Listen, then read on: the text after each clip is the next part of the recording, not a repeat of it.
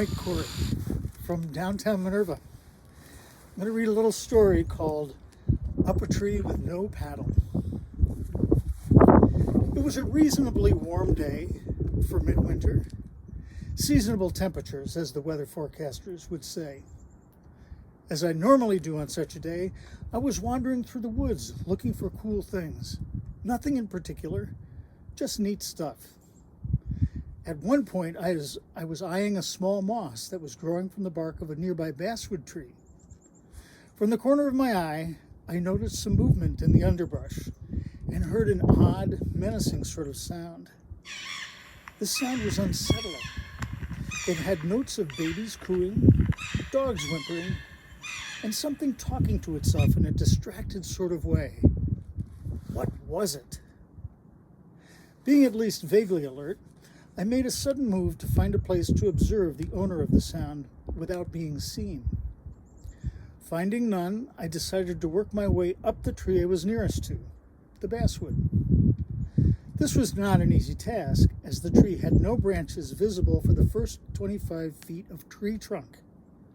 It was a struggle to get up that tree, but ultimately successful using my intense tree climbing skills. Now, feeling safe, I determined to discover what it was that was so disturbing from a safe distance.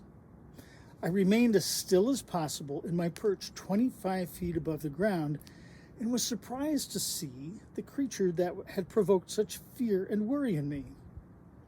I watched an adult porcupine as it slowly and deliberately made its way through the woods, marveling at my fight or flight response, which was dominated by the flight part.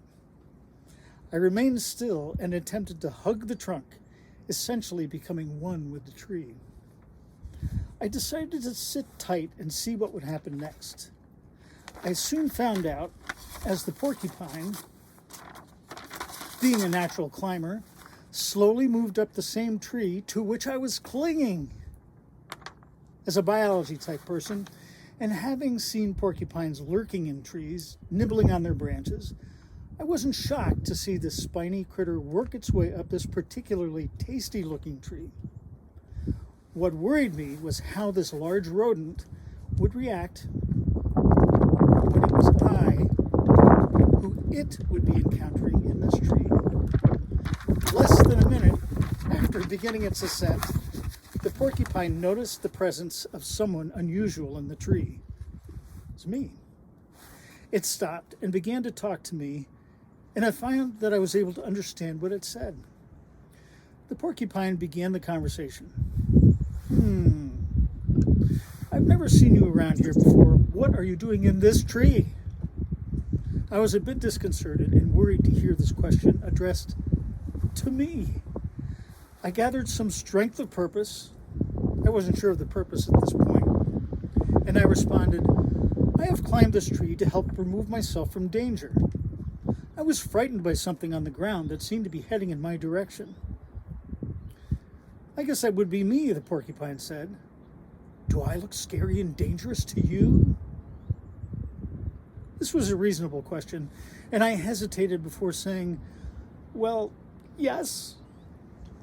The porcupine chuckled, a sound that I recognized immediately. It was the noise that I had heard minutes before that prompted me to scramble up a tree that lacked climbing branches, with which I normally would have been delighted to use. You, a porcupine, you were the source of that hair-raising sound? You want to talk to me about hair-raising, said the porcupine. Let's not, I said.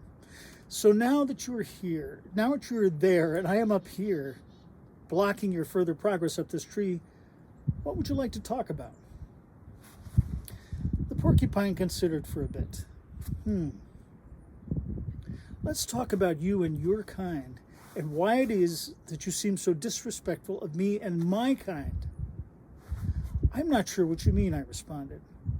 Well, said the porcupine, let's look at the facts. I am a porcupine, and unlike furry animals such as chipmunks and otter pups, I am not soft and cuddly. At least you do not see it that way. This bothers me, and it is a source of some distress. Also, I am slow and appear ungainly in your eyes. And I am often found flattened along roadsides. Feeling somewhat put off and resentful, I replied, I have never run over a porcupine with my vehicle. Plus, said the porcupine, I am fond of the buds, twigs, and branches of a number of different trees, and I seem to be intensely disliked and harassed when I am found in the trees that are my favorite sources of nourishment. Don't I deserve to eat and sustain myself? I pondered that for a little while. I guess so, I reflected. So why can't we, as porcupines, live unmolested, doing what we do, and being the peaceful woodland creatures that we are? Said I, this is a rhetorical question, right? Not at all, said the porcupine. Why can't you just accept the fact that I am a fairly gentle yet spiny porcupine who has a right to live in these woods and does not have to live with the disrespect you and your ilk have shown me? But don't I have a say in that? Asked I with a little bit of trepidation. After all, I am 25 feet up a tree, and I'm busy talking to a thoughtful yet offended porcupine. I'll tell you what, said the porcupine. I will back down this tree and search for one not occupied by a human.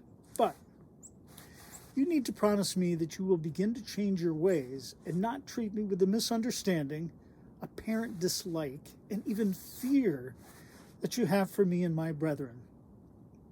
You will let others know that I am a reasonable sort, as are most porcupines, and that I just want to live my life in an undisturbed way. Are we good to go? I thought about this for a moment. All right, I said. I can manage this. Please let me down.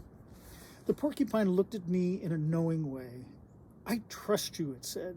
I will back down this tree and move off some so you can work your way down to the ground. The porcupine then descended, followed by me. After a minute, we were both on the forest floor, eyeing each other, still a tad warily. The porcupine then winked his eye, for that is what they do, and moved slowly off into the shrubs and ferny ground cover in an unhurried sort of way, muttering to himself.